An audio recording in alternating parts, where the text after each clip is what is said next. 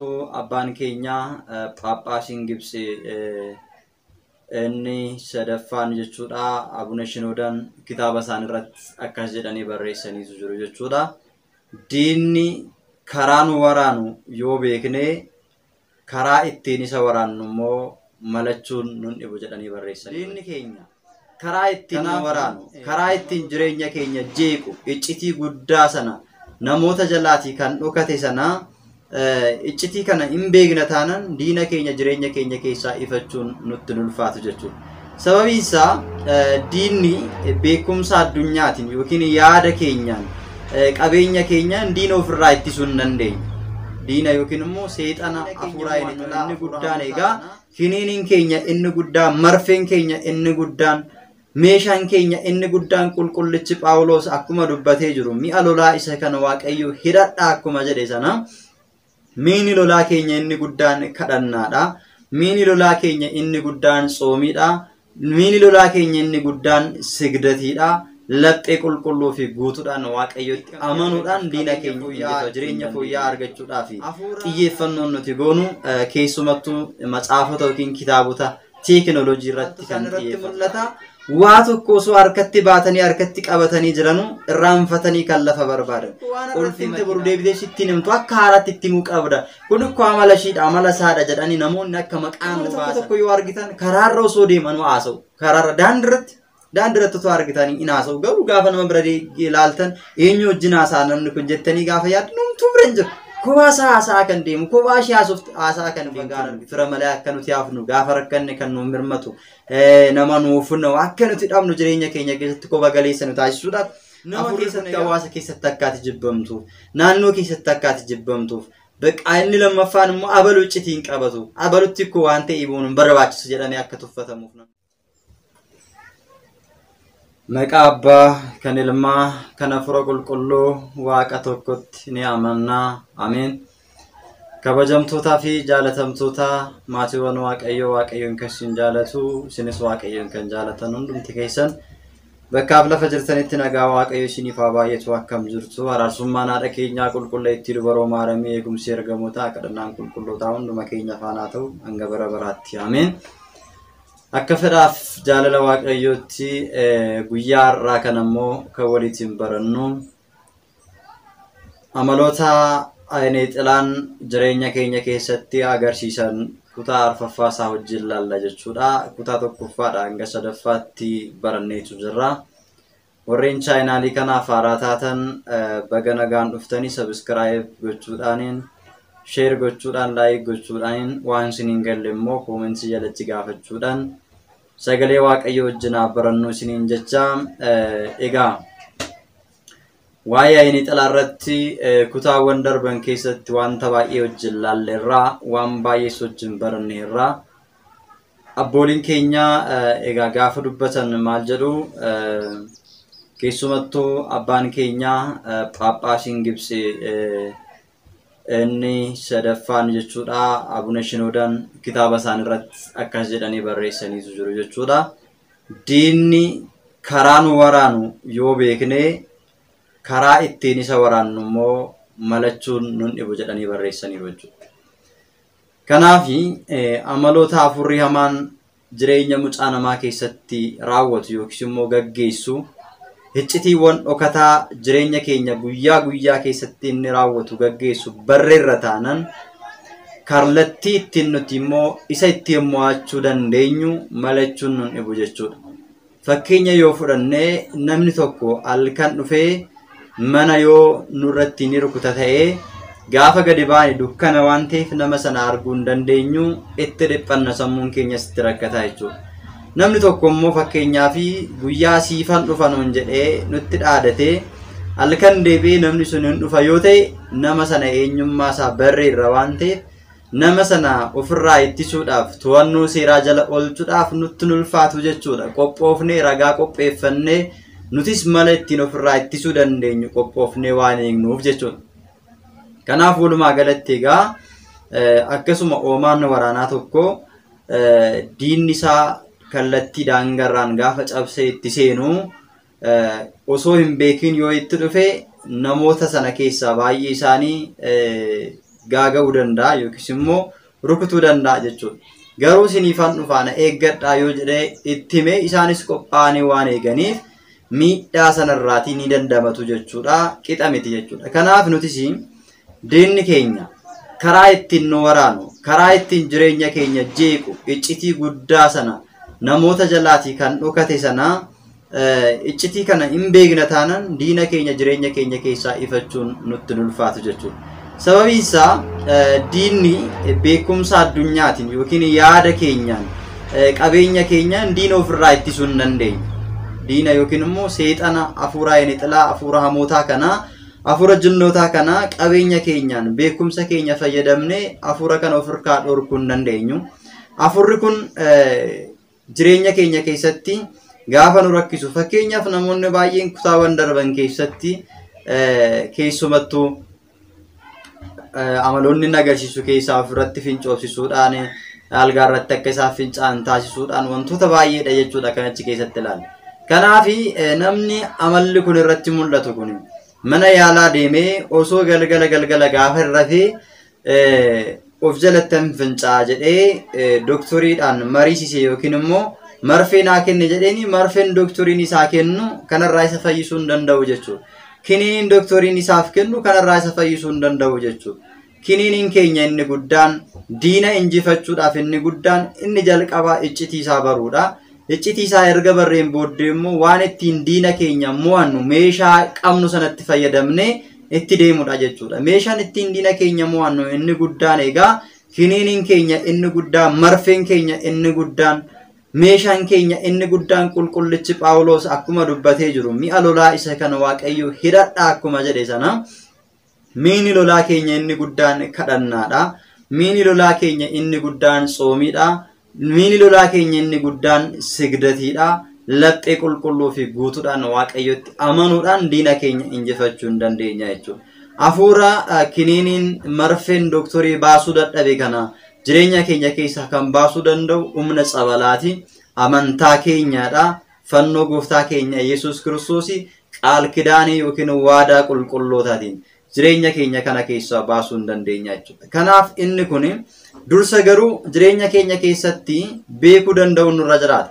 Sababiin isaa maaliif mallattooleen garaagaraa gaafa nurratti mul'atu gaafa beekuu dadhabnu dhukkubadha yookiin immoo amala shiiti amala saadha jedhanii namoonni waan dubbataniif kanaafuu akka limdiitti ilaallamee dhiifamee bira darbama waan ta'eef wantoonni akka salphaatti nurratti raawwataman garuu iccitii isaa ta'uu beeknan xiqquma gaafa inni jalqabarraa jalqabu hafuura kana ofirraa injifachuudhaaf xiraatii yookiin immoo hojiin nuti hojjennu salphaa miti jechuudha. Kanaafuu kutaa tokkoffaadhaan hanga sadaffaatti warreen hordoftan kutaa arfaffaa dabalataan akka hordoftanii fi kutaawwan itti aanu akka hordoftanii isiniin jecha warreen haaraa taatan duubatti deebitanii hordofuudhaan jireenya keessan keessatti wantoota isin mudatu akkasuma obboleessa keessan obboleettii keessan naannoo keessatti maatii keessatti wanta akkanaa wanna mudatu kana furmaata akka taataniif sirriitti hordofuu fi hojiiwwan kana hojiitti kun barbaachisaadha. Hojiiwwan kana jechuun tsoomii, kadhannaa, sagadaa fi laphee qulqulluun Waaqayyotti amanuu iddoo adda addaa gadaamii adda addaa iddoo tsabalaa deemuun barbaachisaa ta'a jechuudha. Kanaaf inni guddaan humna kan ta'u kadhannaa fi saganni tsoomiin murteessaadha waan ta'eef jireenya keenya keessaa isaan kun dhabamuun irra hin jiraatu. Kanaaf kutaa arfaffaa irratti guyyaa irraa kana kan laallu hafuurri inixilaa yookiin golgaa ijaa kuni hafuurri seexanaa kuni jireenya mucaa namaa keessatti maal fa'aa gaggeessaa? Namoonni osoo hin beekin inni kun amala isaadha amala ishiiti jedhanii wantoonni bira darbamu xixiqqoon jireenya keenya keessatti garuu waan guddaa balleessan baay'ee isaanii jiru jechuudha. Keessumattuu hafuurri kun kallattiin inni ittiin nu miidhu keessaatii beekumsa addunyaa argachuudhaaf yaalii nuti taasisnu irratti hundaa'uudhaan jireenya keenya miidhuu danda'a jechuudha. Beektonni addunyaa isa kana maal jedhu saayikooloojii jedhu jechuudha. Saayikoo jedhanii amanu waan kana jechuudha.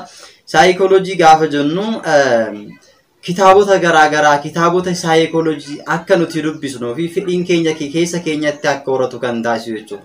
Kitaabota amantaa, macaafa qulqulluu fi sagaleewwan Waaqayyo karaa adda addaatiin nu bira ga'an xiyyeeffannoo itti kennuu dhiisuudhaan irra caalatti garuu beekumsa addunyaadhaan guutamuu fi beekumsa addunyaatiin immoo jireenya keenya gaggeeffachuu fi jireenya fooyya'aa jiraachuudhaa fi karaa hundaatiin qorachuudhaan jireenya keenya keessatti beekamtii argachuuf qabeenya fooyya'aa jireenya fooyya'aa argachuudhaa fi xiyyeeffannoon nuti goonu keessumattuu matsaafota yookiin kitaabota teekinooloojii irratti kan xiyyeeffatu ta'a jechuudha.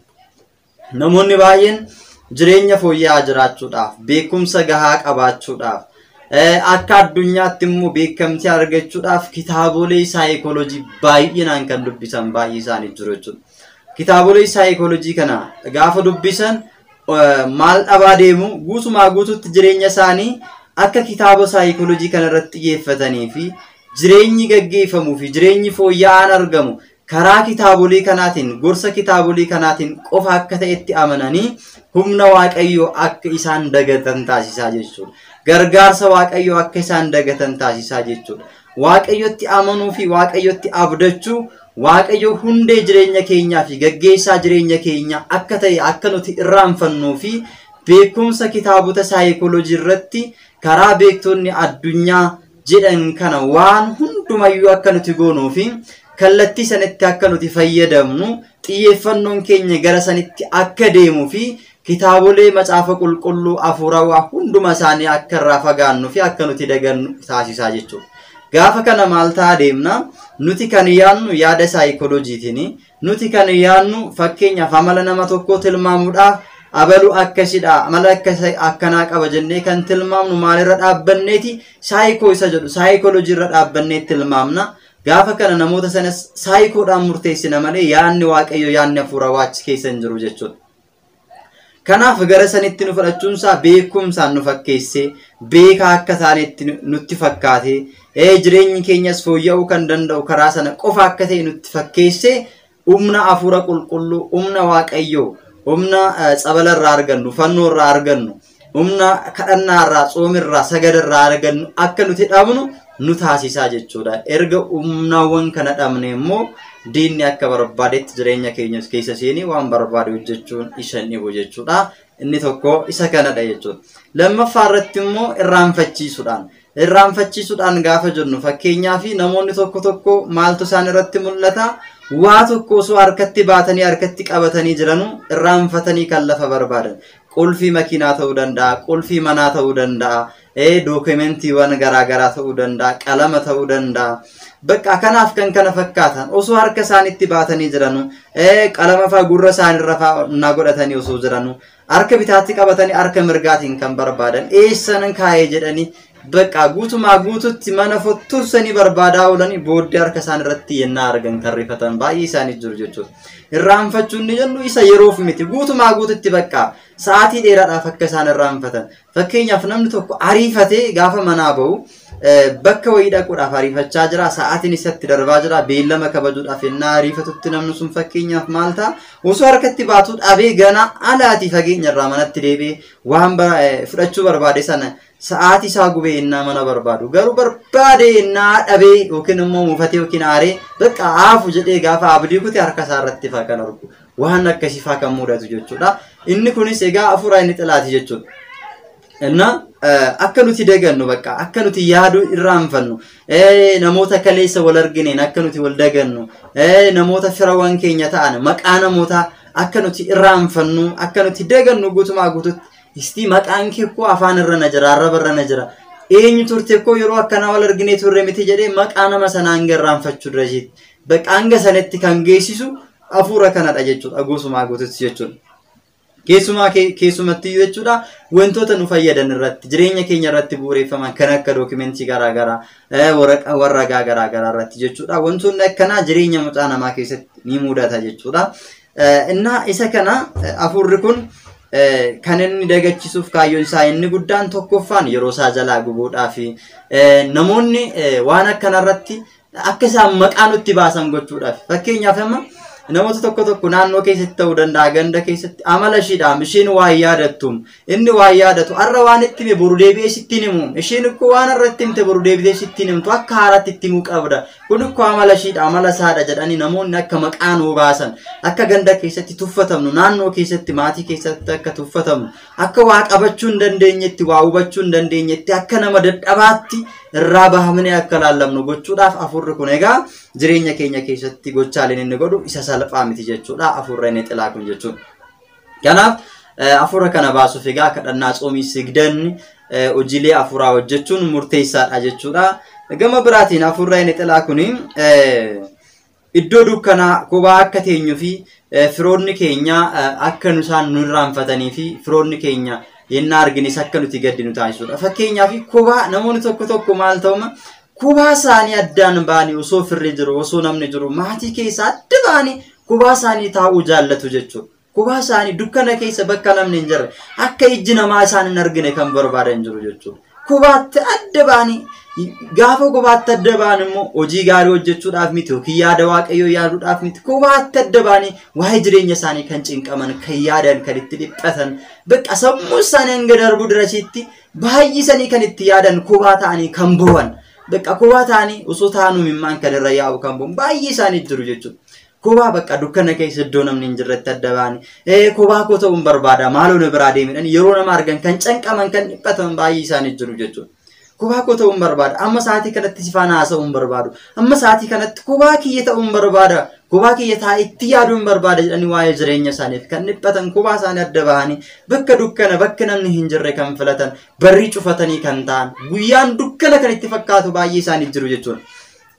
Guyyaa kana balbala cufatanii mana kan ta'an bakka nama arguu kan hin barbaanne bakka namaa kan hin deemne bakka namaa koo deemi nan godhum kan jedhanii afaan baasanii dubbatanii faanifatti baay'ee isaanii jiru jechuudha. Egaa kophaa isaaniitti adda baanii taa'u jechuudha. Keessumattuu immoo gaafa dhukkubsatan fa'aa firoonni isaanii ennaa isaan gaafachuu dhaqan firoota isaanii hiriyoota isaanii kan jibbisiisu bakka kophaa isaanii taa'anii akka bu'an qofa simmiitiin akkasii kan itti dhagahamu. Lammaffaa immoo gaafa immoo kophaa ta'an immoo firoonni isaanii immoo gaafa irraa fagaatan ani nama hin qabu fira na gaafatu hin qabu fira na yaaluu hin qabu nama hin qabu ani. Jiraachuun kiyyarra duunaa wayya jedhanii hanga sadarkaa kanatti kan dhiphatan sammuu isaanii kan dhiphisan kan bo'an kophaa isaanii ta'anii namoota akka kanaatti jechuudha. Afurri kun hanga kana dirasiitti jireenya namaa irratti jechuudha kan inni taphatu. Kanaaf jireenya akkanaa keessa kan jiran baay'ee isaaniitu jiru jechuudha. Kophaa isaanii addaan baanii fira isaanii kan jibban firri isaanii isa gaafachuudhaaf firri nama kanaa isa gaafachuudhaaf gaafa dhufu waan isaa barbaachisu qabatee gaafa dhufu nama sana dubbatanii jecha hin taaneen kan aarsan akka namni sun abdii kutu maal gochiin dhufee akka inni jedhuu fi nama sanaan akka inni walitti bu'u akka rakkina nama sanaa namni sun isaaf hin argine bakka amala akkasii kan godhatan baay'ee isaaniidha jechuudha. Kana hunda kan taasisu maa'inni afura kanadha jechuudha. Afura inni xilaati jechuudha. Kanaaf namarraa fageessuudhaaf jireenya nama sanaa jiiquudhaan abjuudhaan itti mul'achuudhaan ati koo nama hin qabdu jedhee dhufee gurratti ususuudhaan nama hin qabdu maal si godha firri kee firan qaba jettaa bolee maqaadhaaf qofa fira keedha. Maatiin kee homaa siin godhu lafa rakkoo keetti homaa si gargaaru erga hin dandeenye maal si godha jedhee erga namoota jibbisiiseen booddee immoo namoota irraa erga fageessee kophaatti adda baaseen booddee afurri kun egaa dhufe shukki ergatti jedhee immoo namni kun immoo waa'ee kana yaadatee akka inni bo'u akka inni dhiphatu jireenyi isaa gaddaan akka guutamu sodaadhaan akka guutamu gaafa nama arge akka rifatu kan taasisu fakkeenyaaf kophaa isaa taa'ee akka inni haasa'u bakka akkuma namni isa bira jirutti kophaa isaa taa'ee akka inni haasa'u kan godhu waa'ee jireenya isaa kophaa isaa taa'ee akka inni haasa'u namoonni tokko yoo argitan karaarra osoo deeman haasa'u karaarra daandiratti osoo argitanii in haasa'u garuu gaafa nama bira ilaaltan eenyu wajjin haasa'a namni kun jettanii gaafa yaaddu namtuu bira hin jiru kophaa isaa haasa'aa kan deemu kophaa ishee haasa'aa kan deemtu hin argitu jechuudha harkaan fa'a harkaan bakka akka nama waa lakkaa'utti waan garaagaraatiin jechuudha namoonni yeroo kophaa isaanii haasa'an. Kana gaafa haasan waa'ee jireenya isaanii haasa'u jechuudha. Waa'ee dhiphina jireenya isaanii bakka jireenyi isaanii yeroo isaan dhiphisutti waan garaagaraa keessa galuudhaan bakka gadda keessa galuudhaan kan haasa'an yeroo nama argan kan rifatan. Eenyu wajjin haasoftan hin jettanii kan rifatanii waan isinii deebisan dhaban meeqaa isaaniitu jiru isinitti fakkaate hafuura kanaan hidhamanii. Kun hundi egaa hojii hafuura hamaati jechuudha. Kanaaf jireenya keenya keessatti wantoonni akkanaa gaafa nurratti mul'atu kadhannaadhaan jabaachuun, tsoomiidhaan cimuun, sagadaan cimuun, gara waaqayyootti bu'uun barbaachisaadha jechuudha. Kana qofa miti jireenya keenya keessatti hafuurri kun kan inni hojjetu jechuudha. egaa inni biraa immoo namni akka nu dhiyeessuu fi foolii addaa amala addaa gatii nama akka nurra jiraatu taasisuudhaan jechuudha. Namni akka nu baqatu yookiin immoo nuti akka nama dhokanu taasisuudhaan kophaa keenya balbala cufannee akka nuti teenyu gochuudhaan dubbannee deebii akka hin arganne gochuudhaan keessi keenya akka miidhamu gochuu keessatti egaa afurri kun gahee guddaa qaba jechuudha. Fakkeenyaaf nuti amma hin rakkannaa gaafa rakkanne immoo namarraatii qarshii liqeeffannaa qarshii sanummaa akka hin deebisneef qarshii arganne akka hin deebifneef nu dhoorka jechuudha afurri sun nu jechuudha.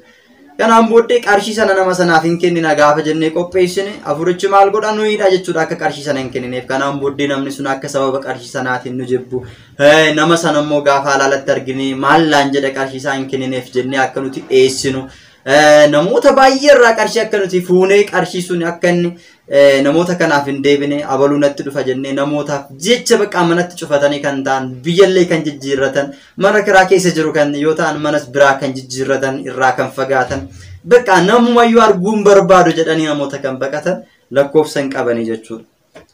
Inni egaa kanaaf kana gochuunsaa namootaan baqachiisuudhaan adda baasuudhaan jireenya hawaasummaa keessatti kopha galeessa kopha galeettii gochuudhaan bakka waa'ee jireenya isaa qofa anaan koo kan naaf du'a bichaadha jedhanii du'a akka isaan hawwan du'ichas immoo akka isaan hin arganne bakka jireenya hin taane keessatti akka isaan dhiphatan kan gochuudhaan egaa afurri hamaan kun yeroo baay'ee jireenya mucaa namaa keessatti karaa adda addaatiin mucaa namaa sammuu isaa cinquudhaan dhiphisuudhaan akka inni dhiphatu kan taasisudha.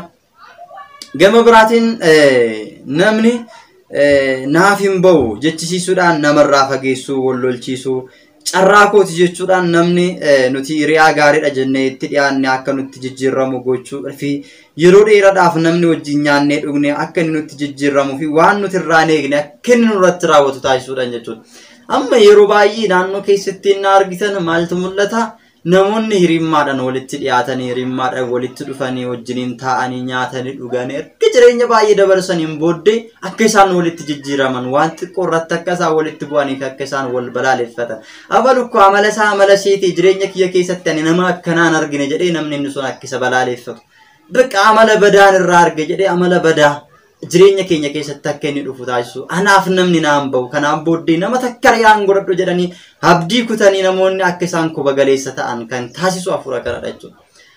Yeroo baay'ee bakka waan xiqqoodhaaf jedhanii namoota walitti dhufanii jaalalaa walitti dhufanii erga wajjin jiraataniin booddee immoo namni suni bakka amala hin taane kan agarsiisuu fi waan isarraan eegne hiriyaa kiyya jedhee kaleessa kan itti amanee jireenya isaa keessatti tamanee wajjin jiraachaa ture sun har'a waan isarraan eegne isarratti innaa raawwatee deemu yookiin qarshii liqeeffatee isa ganuudhaan ta'uu danda'a hiriyaa fakkaatee manatti wajjin dhufe waan hin taane irratti raawwachuudhaan jireenya isaa bakka akka jeeqamu gochuudhaan amaloonni akkasii jireenya keenya keessatti akka mul'atan gochuudhaan hiriyoota keenyaan firoota keenyaan akka nuti adda baanu akka fagaannu fira malee akka nuti hafnu gaafa rakkanne kan nu mirmatu nama nuuf funnu akka nuti dhabnu jireenya keenya keessatti kopha galeessa nu taasisuudhaaf afurri kun egaa miidhaan inni nurratti raawwatu miidhaan inni dhala namaa irratti raawwatu isa salphaa miti. Firoonni keenya nu miidhanii deebi'anii immoo dhiifama akka nu gaafatan taasisa jechuudha. Fakkeenyaaf firoonni keenya ta'uu danda'u hiriyoonni keenya nutti dhiyaatanii erga nutti dhiyaataniitiin booddee immoo waan guddaa ta'e gatii jabeessa kan ta'e waan guddaa nu jalaa balleessanii erga balleessaniitiin booddee immoo deebi'anii dhiifama nu gaafatu. Deebi'anii dhiifama erga nu gaafatanii kanaan booddee gaafati dhiifama taasisuu diddee maalati seexanadhaa dhiifama kan hin taasisne jechuudhaan dhiifama si gaafatu nama sitti baasu kanaan booddee araara maaliif jibbita siin jedhu in araaramta erga araaramteen booddee immoo yeroo muraasa booddee waan isa duraa caalu akka sirratti raawwatu taasisa jechuudha. Isa duraa kan caalu miidhaa isa duraa caalu dhukkubbii duraa caala madaa dura madoofte caala akka keessi kee madaa'ee nama sanarraa abdii kuttee kophaatti baatu. Bakka namni iyyuu naaf hin ba'u kanaan booddee hiriyaan godhadhu fira kiyyatti hin dhiyaadhu jettee fira kee irraa fagaattee akkati kophaa jiraattu. Fira caalaa alagaa akkaati hawwitu alagaa akkaati hawwitu yeroo booddee immoo innis deebii waan hin taane jireenya keessatti akka inni miidhaadhaan sirratti qaqqabsiisu kan taasisu egaa jireenya hawaasummaa keessatti namoonni akka wajjin hin jiraanne kan jaallatu namoota adda adda fageessuudhaaf firoota adda adda baasuudhaaf jechuudha. Gochaan diinni godhu isa salphaa miti jechuudha. Kanaafuu afura kanarratti gochaawwan kun hundumtuu erga barreetiin booddee adeemsa keenya sirreessinee amala keenya sirreessinee deemuun murteessaa ta'a jechuudha. Gama biraatiin firoonni keenya yeroo dheeraa erga nurraa fagaataniitiin booddee jechuudha yookiin immoo afaniin booddee akka isaan deebi'anii dhufan taasisa jechuudha. Kanaan booddee gaafa sanatti maal jettee yaadda? Abaluun ikkoo yeroo dheeraaf narraa fagaateera. Har'a immoo maal ta'eef maal taanan dhufe jettee akkaatii yaadduuf akka dhiphattu taasisa jechuudha. Gama biraatiin immoo namoota keessaa firoota keessaa ta'uu danda'a, hiriyoota keessaa ta'uu danda'a. Akka malee namoonni wajjittiin walitti dhiyaannu namoota wajjin walitti dhiyaannu sanaatiin maal taasisa? Namoonni sun egaa iccitii keenya hunduma baranii, gaadaa keenya hunduma maranii, mistira keenya hunduma erga baraniin booddee namoonni sun iccitii keenya baasanii namootatti akka odeessan taasisa jechuudha. Mistira kaleessa iccitiidha jennee dhoksaatti wajjin haasofne abalu malee namni biraa iccitii koo hin beeku jennee kan nuti nama sana qofatti haasofne yeroo booddee wanta kaleessa nama tokkicha faana haasoftan iccitii keessan sana yeroo nama biraarraa dhageessan namoota naannoorraa hundarraa yeroo waa'een keessan odeeffamu bakka hin dhageessu jechuudha. Gaafa kana akka isin rifattan eenyuttan dubbadhe yaanoo silaa nama tokkotti hin dubbanne iccitii kiyya maaltu beeka?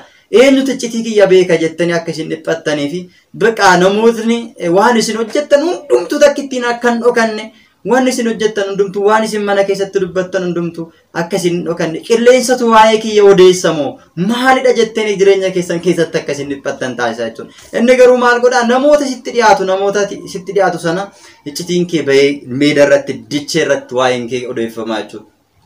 Kana hundi nama keessatti hawaasa keessatti akkaati jibbamtuuf naannoo keessatti akkaati jibbamtuuf bakka inni lammaffaan immoo abaluu iccitiin qabatu abalutti ikkoo waan ta'e ibuun barbaachisu jedhanii akka tuffatamuuf namni sun kana gochuudhaan egaa jireenya keenya keessatti afurri seexanaa inni xilaa kun yookiin golgaa ijaa kun jireenya mucaa namaa keessatti karaa adda addaatiin miidhaan inni geessisu isa xiqqaadha jedhamee kan dubbatamee dhumu miti jechuudha. Gama biraatiin immoo hojii itti shakkisiisuudhaan jechuudha. Hojii itti shakkisiisuudhaan miidhaa guddaa gaggeessa jechuudha. Namni akka of hin dandeenyeef, diinagdeedhaan akka of hin dandeenyeef, abalu koo hojii hin jaallatu, sanafiidha akka jedhamuuf. Fakkeenyaaf hojii hin qabnu yoo ta'e hojii tokko uumnee hojjechuudhaaf yookiin immoo jireenya fooyya'aa jiraachuudhaaf hojii isa duraa caala immoo hojii biraa jijjiirree hojjechuudhaaf karoorsinee yaannutti yookiin qarshii liqeeffannee ta'uu danda'a, qarshiidhuma keenyaanis ta'uu danda'a. Hojii haaraa gaafa hojjechuudhaaf yaannutti yookiin immoo hojii haaraa sana gaafa nuti uumuudhaaf yaannutti hin dandeessu wanni jedhamu keessa keenyatti akka dhagaamu taasisa jechuudha. Hin dandeessu. Tirfiin hojii kana jalqabdii hin kassartaa. Qarshii kana liqeeffattee fudhattee waan deebistu dhabdaa. Nama keessatti jibbamaa taata.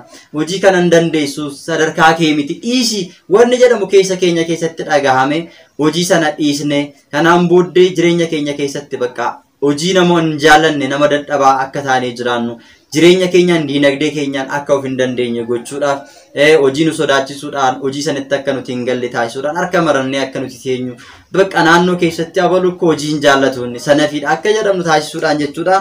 Jireenyi keenya akka hin jijjiiramne taasisaa jechuudha afurri kun. Hojichattis gaafa galtu sodaachaa itti galta waan ta'eef hojii sun akka si jalaatii badu akka kassartu waan keessa keetti dhagahame sun beekadheeraam durayyuu beekadheera hojiin kun naaf hin ta'u jedhee iyyuu beekadheera jechisiisuudhaan jechuudha. Namni kun akka inni hojiitti hin cimne akka diinagdeen isaa hin guddanne jireenyi isaa akka inni fooyyofne of danda'ee akka inni hin jiraanneef afurri kun jechuudha hin shakkisiisaa jechuudha hojii isaa irratti jechuudha. Kaayyoo hojii nama kana irratti jechuudha hin shakkisiisaa jechuudha. Keessumattu jechuudha hojii kana namni tokko hojii jalqabuudhaaf yeroo jedhu hojii sana gaafa jalqabu lakkii hin kasaartaa hojiin kun sin hawwaaxxa'u namoota baay'eetu hojii kana irratti hirmaatee hojjechaa jira. Namoota baay'eetu hojii kana gaggeessaa jira waan ta'eef kastamerii yookiis immoo fayyadamtoota maamiloota argachuu hin dandeessu. Kanaafiyyuu jechuudhaan egaa yeroo baay'ee afurri kun akka namni sun shakkuu fi hojii sanitti akka inni hin seenne taasisaa jechuudha. Lammaffaa irratti immoo qarshii ittiin hojii jalqabee sana namarraa fudhatee yoo jalqabeera ta'e qarshii kana kasaartaa qarshii kana immoo gaafa kasaarte waan deebistu hin qabdu mana kee ofirratti gurgurtaa jireenyi kee hin jeeqamaa hojii malee dhabdee teessa waan ta'eef kanaa mannaatiin hojiin kun sitti afuu wayya jechuudha namicha akka inni shakku ni taasisti jechuudha. Gama biraatiin immoo akka inni hin hojjenneef akka inni hin jijjiiramneef akka diinagdee isaa hin guddanneef maatii isaa akka haala ittiin gaariidhaan akka inni hin jiraachifneef jechuudha. Yeroo hunda afura kasaaruu yookiin immoo yaada kisaaraa jedhu yookiin immoo nan kassara yaada jedhu qofti sammuu isaa keessa akka taa'u kan taasistu jechuudha. Namoonni baay'een karaa kanaan nan kassara hojiin kun natti hafu wayya jechuudhaan namoonni baay'een hojii hojjechuudhaaf yaadan irraatii kan dhiisan baay'ee isaanii lakkoofsa kan hin qabne jiraachuu danda'u jechuudha. Egaa hafuurri kun hafuura Heenexilaa sanyii yookiis immoo hafuura Zaara Heenexilaa jedhamu kan wajjiniin dhalatu jireenya keenya kan beeku haala guddina keenyaa kan hin jaallanne jijjiiramuu keenya kan hin jaallanne jiraachuu keenya kan hin jaallanne haalli hundumtiyyuu akka nuuf hin taane kan hin barbaanne hafuura Zaara Heenexilaa yookiin sanyii Heenexilaa kanadha jechuudha. Keessumattuu hafuurri Zaara Heenexilaa kun jechuudha macaafa qulqulluu kutaa macaafa qulqulluu keessattis yoo ilaalle wangeela Maatewos boqonnaa 17 lakkoofsa 21 irratti namicha tokko jalaatii mucaan dhukkubsatee ture jechuudha. Kanarraa kan ka'e gara duuka bu'oota gooftaa keenya Yesuus Kiristoositti namni kun mucaasaa kana fidee mucaasaa kana akka isaan fayyisaniif itti dubbatee ture jechuudha.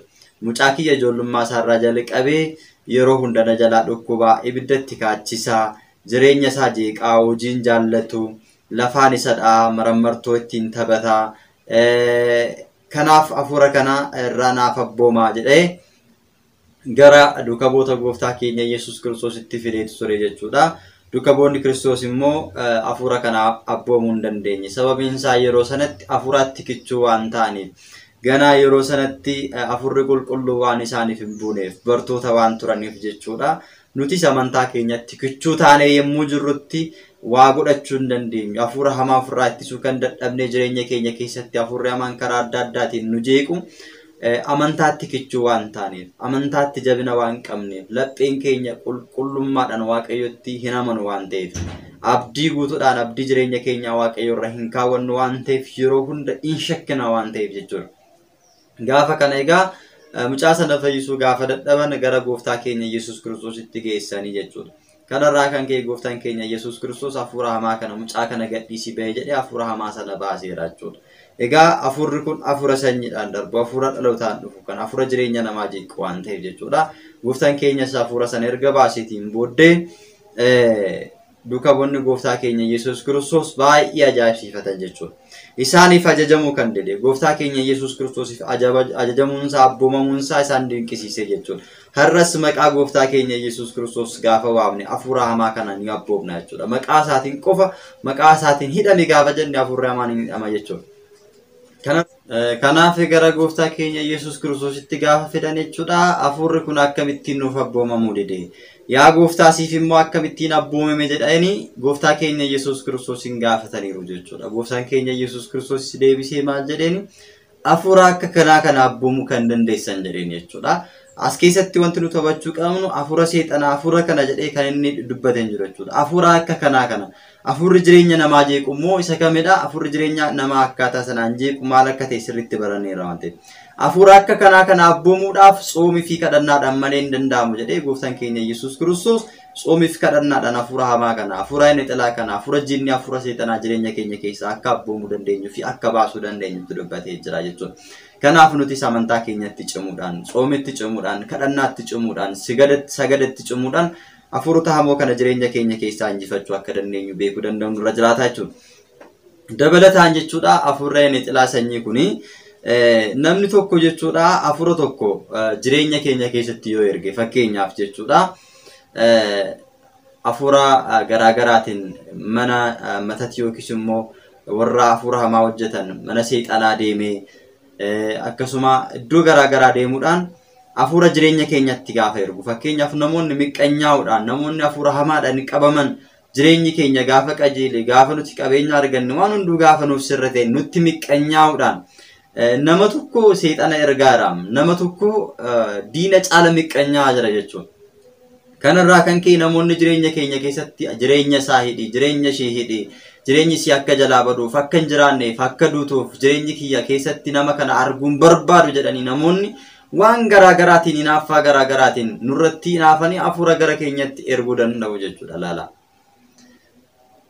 Yeroo baay'ee yoo laaltan abalummaa hojjete maaliif argate maaliif jireenyi isaa isaaf miidhage maaliif dinagdeen isaa isaaf ho'ee amantaa isaatti maaliif jabaate jechuudhaan karaa adda addaatiin namoonni mana xonqaayii deemanii jireenya namaa hidhuudhaaf hafuura hamaa namatti kan ergan jiru jechuudha. Isaanis guutumaa guututti egaa warra akkanaatiin maal jenna foon namaa kan uffatan seexanoota jedhamu isaan jechuudha. Foon namaa uffatan malee seexanoota kan ta'an jechuudha.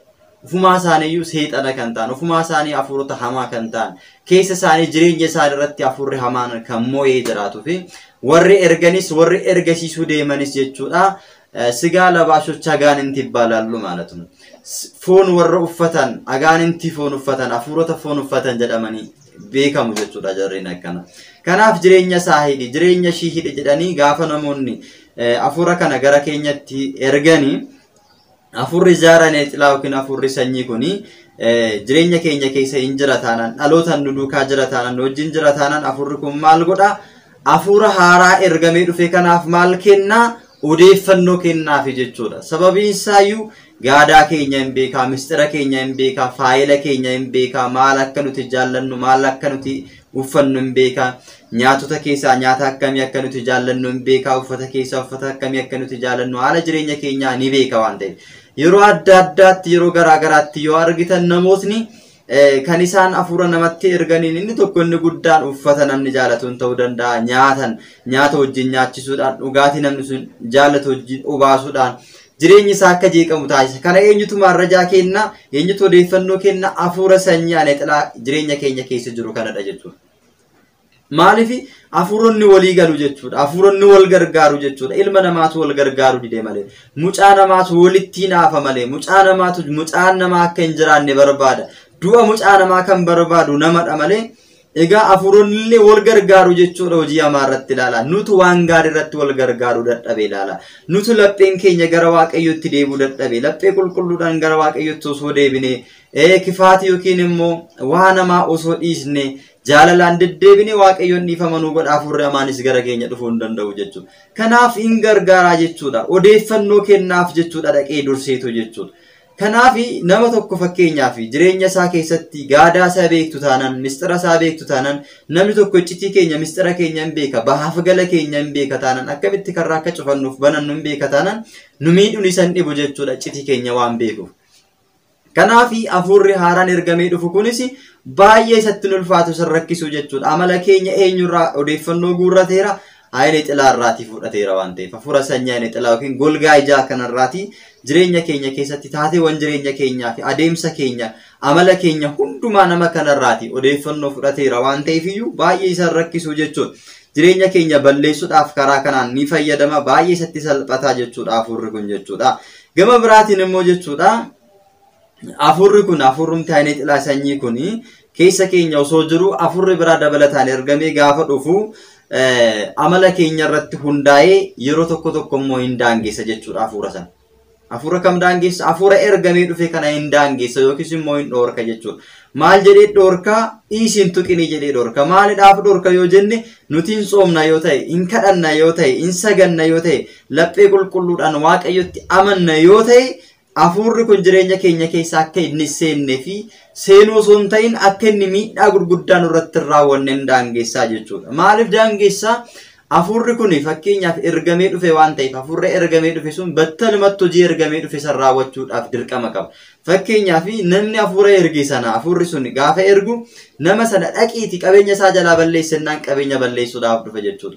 Fayyaa isaa dhoorki dhukkubu yookiin immoo cabsi miidhi jennaan ajjeesi jennaan ajjeesuudhaaf yaaliin inni hin goone duubatti hin deebi'u jechuudha. Akka ergamee dhufe waan ta'eef jechuudha. Yeroo baay'ee afuronni hamoonni gaafa namoota irraa ka'an gaafa argitan maalidhaaf ergamte gaafa jedhan nan ajjeesa jedheen ergame ajjeesi jedhanii na erganii jireenya isaa balleessu jireenya ishee balleessu jedhanii na erganii garuu nan dadhabe yeroo jedhu argitu jechuudha. Kanaaf perfectly waan ergameef sana hojiitti jijjiiruudhaaf hojiitti raawwachuudhaaf in ariifataa jechuudha. Nuti garuu mucaan namaa waan waaqayyo nuun jedhe hojiitti hiikuu hin dandeenyu laala. Waan waaqayyo nuuf kenne sana kennaa waaqayyo nuuf kenne sana hojiitti hiikuu dadhabuu keenyaan jireenyi keenya hidhameera. Agaanintiin afuronni hamoonni jireenya keenya keessa seenanii akka jeeqan taasifameera jechuudha. Addaami akka inni baala sana nyaanne akka inni soomuuf jalqaba soomii kan ta'e baala sana akka inni soomuuf itti laatameera. Garuu addaami fi waan ishee eeguu dadhabanii garboota daabiloos ta'anii jechuudha. Nuti sarara ijoollee daabiloos ta'anii daabiloos jireenya keenya keessatti karaa adda addaatiin waan garaa garaa kan inni irratti gaggeessuuf jireenya keenya kan jeequ waan waaqayyoof ajajamuu dhibneefidha jechuudha. Tolee jettanii yoo ajajamtan barakata lafarraa nyaattu. Lakki yoo jettan garuu seefitu sin nyaata. Seefiin kana caalu hin jiru jechuudha. Macaafa qulqulluu keessatti jechuudha. Macaafa Isaayyaas boqonnaa tokko lakkoofsa 18 irraa kaastanii dubbisan. Kanaaf seefiin kana caalu hin jiru. Seefiin kana caalu hin jiru. Barakata dhabneera, eebba dhabneera. Jireenya mucaa namaa keessatti agaanintiin karaa adda addaatiin seenii waan garaa garaa raawwachaa jira waan ta'eef jechuudha. Mucaa namaa hanga ajjiisuu dirasitti jireenya isaa hanga jiikuu dirasitti ga'eera waan ta'eef jechuudha. Eebba dhabu seefiin kana caalu hin jiru jechuudha. Kanaaf guutumaa guututtiin daangeessaa gaafa jennu egaa maal irratti daangeessa jennee ilaalla jechuudha. Kanaaf afurri kun waan ergameef sana raawwataa jira. Nutu garuu waan itti ergamne waan itti ajajamne raawwachuu dadhabee afurramaan jireenya keenya irratti akka inni hojjetu taasisa. Soomi sanuun jedhame soomuu dadhabuudhaan, kadhadhu sanuun jedhame kadhachuu dadhabuudhaan, waaqayyotti laphee qulqulluudhaan amanisa jedhame amanuu dadhabuudhaan nutu maal ta'e jireenya keenya keessatti karaa adda addaatiin diinni akka nurratti aangoo argatu taasisee jechuudha. Namoonni baay'een sagalee waaqayyoo dhaggeeffadhaa, gara waaqayyootti deebi'aa, gaabbii galaa, fooniif dhiiga isaa fudhadhaa.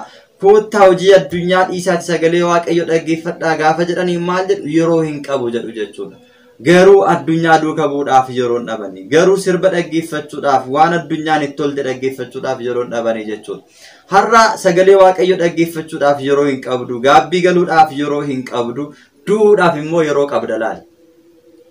Jireenya kee keessatti waan ati madaaltee ilaaluu qabdu, waan nuti madaallee ilaaluu qabnu jechuudha.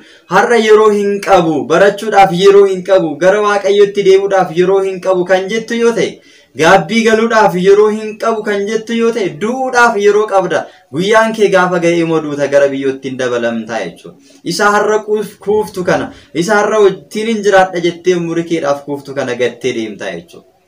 Gaafa duuti dhufe yeroo hin qabu na bira darbi jechuu hin dandeessu laal. Gaafas yeroo hin qabu inni si jechisiise gaafas gara si olitti deemuudhaaf yeroo hin qabu waan si jechisiisu hin jiru. Dirqamaan qabamtee deemta waan ta'eef. Dirqamaan qabamnee deemna waan ta'eef jechuudha laala. Kanaaf afurri kun yeroo hin qabu jennee akka nuti yeroo keenya gubnu gaabbii akka hin galle waaqayyo irraa akka hin fagaanne ni taasisaa jechuudha. Kansaa akka taanuuf kan inni kana godhuuf jechuudha. Kanaaf dhuguma mucaa waaqayyo yoo taane malachuu danda'u nurra jiraata. Waan akkanarraa hojiidhaaf kaayyoo waaqayyoodhaaf hojii barakataadhaaf sagalee waaqayyoo barachuudhaaf isa barannu jetti jijjiiruudhaaf yeroo hin qabnu jennee yeroo kennuufi nutti irra hin jiraatu. Maaliif guyyaan fayyinaa har'a inni sammumaadhaan nuun jedha waan ta'eef guyyaan addunyaa kana gallakkifnee deemnu hin beeknu waan ta'eef gara waaqayyootti deebinee jabaachuun barbaachisaadha jechuudha.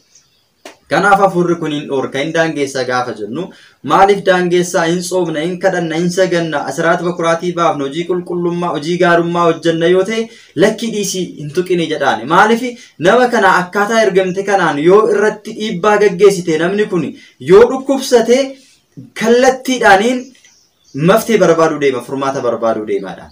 Ilaala namni gaafa fakkeenyaaf namni jireenya keenya keessatti yeroo baay'ee wanti nutti barame maa'inni waanumti xiqqoo xiqqoon kan nu dhukkubdu yoo taate jireenyi keenya waanumti xiqqoo xiqqoon yoo nutti toluu baate umaa yeroo ittiin kenninu jechuudha. Ittiin dhiphannu jechuudha. Amala keenya jennee madhiisnee bira darbina jechuudha.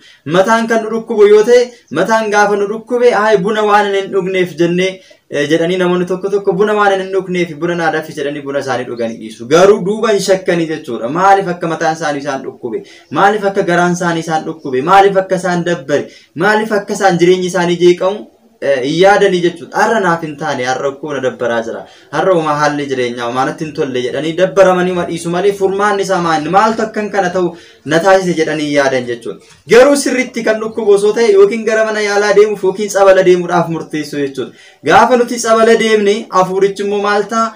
Hin ba'a jechuudha. Iccitiinsaa jalaa ba'a jechuudha. Kanaaf intuqin kan inni jedhuuf kanaaf namichi hin sooma yoo ta'e hin soomna hin kadhanna yoo ta'e hin sooma waan ta'eef hin kadhata waan ta'eef hin sagada waan ta'eef gara tsabalaa deema waan ta'eef bataskaana deemuu jaalata gaabbii gala hin qorroba waan ta'eef hintuqin nama kan hintuqin miidhaa guddaa irratti hin gaggeessin akka inni irratti hin naqqaaneef akka inni irratti hin beekneef miidhaa guddaa irratti hin gaggeessin miidhaadhuma xixiqqoodhaan tuttuqnee jireenya isaa jeeqaa itti fakkeessinee yeroodhaaf tutturree itti deddeebinee immoo jeeqaa wajjiniin jiraachaa booddee gara si olitti fudhanna malee hin tuqini miidhaa guddaa irratti hin gaggeessin jedhee hin daangeessa jechuudha. Afurri sanyii ani xilaa keessa keenya jirra taanan jechuudha. Afurri hamaan alaa ergamee gaafa dhufu jechuudha. Kana kan inni godhuuf maaliif to'annoo jala akka hin oolleef jechuudha. Maaliif nuti nu dhukkubeera taanaan kallattiidhaan gara tsabalaa deemna tsabala gaafa xammaqanne gaafa gaabbii galle gara waaqayyotti gaafa deebine afuricha injifannaa jireenya keenya keessaa ba'a to'annoo keenya jala oolchina jechuudha. Ilaala. Hamma to'annoo isaa jala jirra. Boruu immoo gaafa soomne, gaafa kadhanne, gaafa saganne to'annoo keenya jala isa oolchina jechuudha. sababii kanaafiyyuu hin tuqin jedhee hin daangeessa jechuudha. Hafuuronni wal gargaaru akkaataa kanaan ilaala hafuurri hamaan illee wal gargaaru jechuudha. Kanaaf hin tuqini nu mo'ata jedhee ni dhorkaa jechuudha. Kanaaf carraa jalaa fuudhee carraa nuti jalaa fudhanne kana nu deebisiifata. Carraa jalaa fuunee dhiphinaan jireenya isaa jeeqnu kana akka nuti deebisnu taasisa waan ta'eef hin tuqin dhiisii nurratti ka'a namni kun qooyi haa turu jedhee yeroo dabalaaf jechuudha lala hafuurri kun jechuudha. Kanaaf jireenya keenya keessatti wantoonni akkanaa gaafa nurratti mul'atu jireenyi keenya gaafa jeeqamu mataan keenya gaafa nu dhukkubu amala godhanne bunadha jechuun qabnu jechuudha. Bunni gaafa dhugamu egaa namoonni suusiidhaaf dhugan jira jechuudha. Karaa sanaanis seenee isa miidhuu danda'a jechuudha. Namoonni tokko tokko bunni jibbamaadha kan jedhanis jiru jechuudha. Asirratti dabalataan gaafa kaasnu Waaqayyoon bunicha miti kan inni jibbe gochaawwan buna irratti raawwataman jibbe jechuudha. Buna daffisanii nama amachuun waa'ee namaa haasa'uun buna immoo gaafa dhugnu immoo suusiidhaaf namoonni gaafa dhugan kuni gara amlikootti yookiin immoo waaqa tolfama waaqessutti nama geessaa jechuudha. Buna daffisanii buna irra taa'anii nama amachuun waa'ee namaa haasa'uun buna immoo gaafa dhugani mataan dhukkubeera suusa'eera jedhanii inni dhugamu akkaataa sanaan jireenya sana keessa seeneera jechuudha hafuuricha hamaan jechuudha. Kallattiidhaan garuu buna hin dhugna yoo ta'e yeroo keenya ittiin dabarsuudhaaf qofa keessumaa keenya ittiin geggeessuudhaaf qofa dhugnee waa'ee namaa haasa'uu dhiisne buna akkuma biddeena nyaannu sana yeroo keenya ittiin dabarsuudhaaf yookiin immoo ittiin teenyaa haasa'uudhaaf qofa dhugnee deemuu danda'u nurra jiraata malee suusiidhaaf jennee hin dhugna taanaan hojii hafuuramaa keessa galeera jechuudha. Hafuuramaan karaa sanaan galeera jechuudha. Keessumattuu kan akka caatii kan akka tamboo wantoonni garaagaraa immoo keessumaa keessatti jechuudha. Isaan kun hafuuronni hamoon kan itti fayyadaman jechuudha. Achi keessaan jechuudha. Caatii akka qaaman jireenyi isaanii akka jeeqamu akka caatiidhaan machaanii jireenyi isaanii jeeqamu akka isaan of wallaalan yaada haarawaa keessa akka galan taasisa. Yaada haarawaa keessa kan galan immoo sammuu isaanii sanaan yaadanii osoo hin taane sammuu hafuuricha maatiin yaada haarawaa keessa galu jechuudha. Gammachuun yeroo sana isaanitti gammadan gammachuu sammuu isaaniitiin qaama isaanii yaada isaaniitiin osoo hin taane gammachuu hafuura hamaa sanaatiin gammachuu sana keessa galu jechuudha. Boqonnaan isaanii yeroo sanaaf waan argatanitti fakkaatu boqonnaan inni kennuuf sammuu hafuura hamaa sanaatiin jechuudha. Kanaaf wantoota akkasii irraa of to'achuun barbaachisaadha. Kanaafuu buna wantoota jedhaman fakkeenyaaf suusiidhaaf dhuguun nurra hin jiraatu jechuudha. Dhugna liyyoo ta'e jechuudha. Bunaan dhugna taanan suusiidhaaf osoo hin ta'in callisnee buna biddeenuma akkuma nyaatamu bishaan akkuma dhugnu dhuguu danda'utu nurra jiraata jechuudha. Malee suusiidhaaf hin dhugna taanan buna irra teenye nama amanna waa'ee namaa haasofna taanaan sirrii miti. Kan akka tamboo caatii fi kan kana fakkaatan immoo wantoota jireenya namaa miidhan immoo isaan irraa fagaachuun barbaachisaadha. Karaa sanaan jireenya keenyatti hafuurri dhufu hamaan dhufuu waan danda'uuf jechuudha. Walumaa galatti egaa isa kanadha. Sirriitti jabaachuu cimuu danda'utu nurra jiraata. Hojiileen hafuura hamaa hafuura sanyaan xilaa kun baay'eedha jechuudha gara fuulduraatti waliin ilaalla. Isin garuu yeroo hin qabun jedhana du'aaf yeroo hin kennina jireenya keessaniif yeroo keessan laadha. Aarsaa godhaa Waaqayyoon hunduma keenya nu haa gargaaru. Kutaa shanaffaadhaan walitti deebina. Wasbaata Egzaabeer.